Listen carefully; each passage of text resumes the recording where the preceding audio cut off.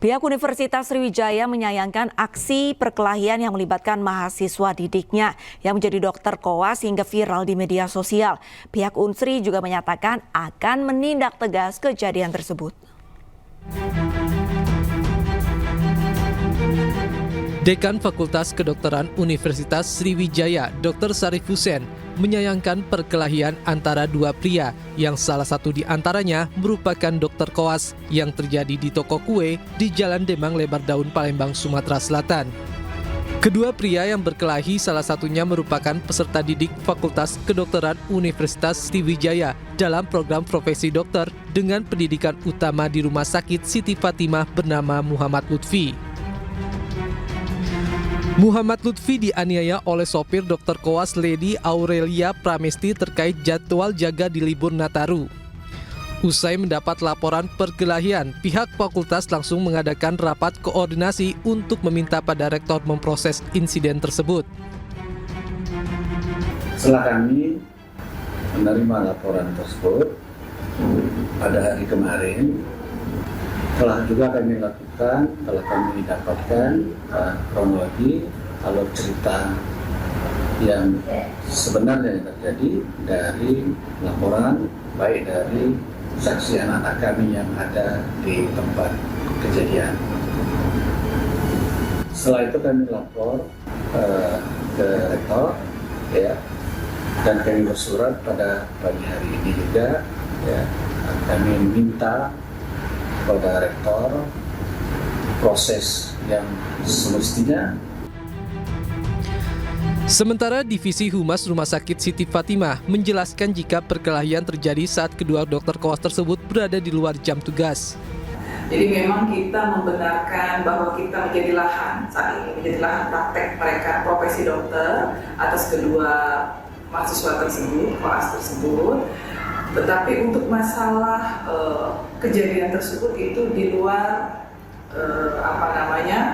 tanggung jawab Siti Fatimah. Karena satu, pertama kejadian di luar lahan Siti Fatimah.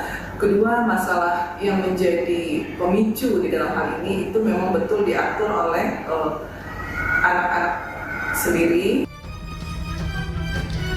Sebelumnya, dua pria terlibat baku hantam di sebuah toko kue di Jalan Demang Lebar Daun, Palembang, Sumatera Selatan. Sejumlah rekan keduanya yang berada di lokasi pun berusaha melerai pertikaian. Akibat perkelahian, salah seorang pria yang berpakaian dokter koas dirawat di Rumah Sakit Bayangkara, Palembang karena alami luka di bagian gigi dan muka.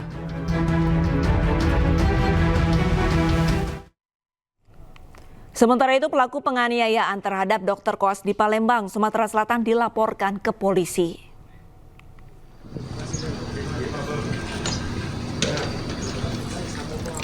Didampingi tim kuasa hukumnya, terlapor kasus penganiayaan dokter koas di Palembang, Sumatera Selatan memenuhi panggilan Polda Sumatera Selatan. Pria berinisial DT diperiksa Subdit 3 di Treskrimum Polda Sumatera Selatan usai dilaporkan korban. Terlapor diduga merupakan sopir dari keluarga dokter koas lainnya. Selain terlapor, polisi juga telah meminta keterangan sejumlah saksi. Bahwa saat ini terduga terlapor sudah berada di unit 5 ya, di Subdit 3 di unit 5 sudah datang, tadi diantar oleh pengacaranya, jadi saat ini diterima oleh penyidik untuk dilakukan. Putri, mahasiswi yang menabrak ibu rumah tangga hingga tewas di Pekanbaru Riau pada Agustus lalu divonis 8 tahun penjara. Ia dinyatakan bersalah karena saat itu mengemudi dalam pengaruh alkohol dan narkoba. Menjatuhkan pidana kepada terdakwa Marisa Putri alias Marisa binti Edi Ujang, oleh karena itu dengan pidana penjara selama 8 tahun.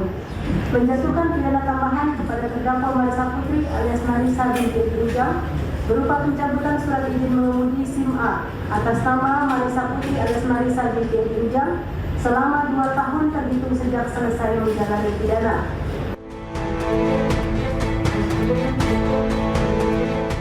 Hakim Ketua Pengadilan Negeri Pekanbaru Riau, Hendah Karmila Dewi menyatakan Marisa Putri terbukti bersalah menabrak seorang ibu rumah tangga, Renti Marningsi, 46 tahun hingga meninggal dunia. Marisa divonis 8 tahun penjara dan memutuskan untuk mencabut surat izin mengemudi milik Marisa selama 2 tahun setelah terdakwa menyelesaikan masa hukumannya. Vonis hakim sudah sesuai dengan tuntutan jaksa penuntut umum.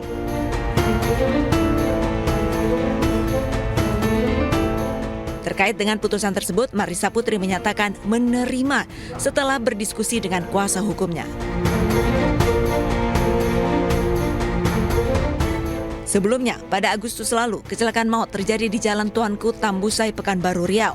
Seorang ibu rumah tangga yang mengendarai motor ditabrak mobil yang dikendarai seorang mahasiswi, Marisa Putri. Usai menabrak, Marisa tidak menolong korban dan tetap melaju hingga akhirnya mobilnya dihentikan warga. Dari hasil pemeriksaan terungkap, Marisa mengemudi dalam kondisi mabuk dan narkoba usai pulang dari tempat hiburan malam.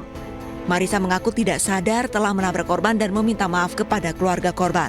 Saya sama sekali tidak dalam keadaan sadar dan tidak sengaja menabrak korban, dan saya sangat menyesal sekali atas kelalaian saya. Saya sangat menyesal atas apa yang telah saya lakukan. Tapi saya benar-benar tidak sengaja menabrak korban dan dalam keadaan tidak sadar. Dari Pekanbaru Riau, Indra Yosiriza, iNews melaporkan.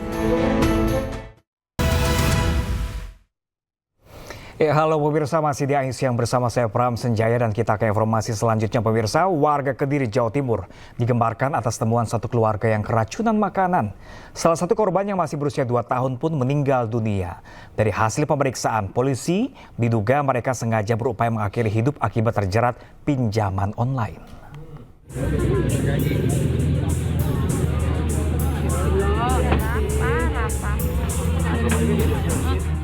Video amatir warga merekam detik-detik seorang anggota polisi mengevakuasi seorang balita yang tewas diduga akibat keracunan di Desa Manggis, Kecamatan Ngancar, Kabupaten Kediri, Jawa Timur.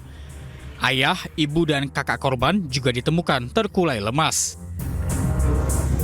Penemuan satu keluarga yang keracunan berawal saat sang anak pertama menelpon saudaranya untuk datang ke rumahnya. Sesampainya di lokasi kejadian, saudaranya terkejut mendapati satu keluarga yang terdiri dari ayah, ibu, dan kedua anaknya dalam kondisi lemas. Bahkan anak kedua mereka tewas. Sementara ketiga anggota keluarga yang selamat langsung dilarikan ke rumah sakit.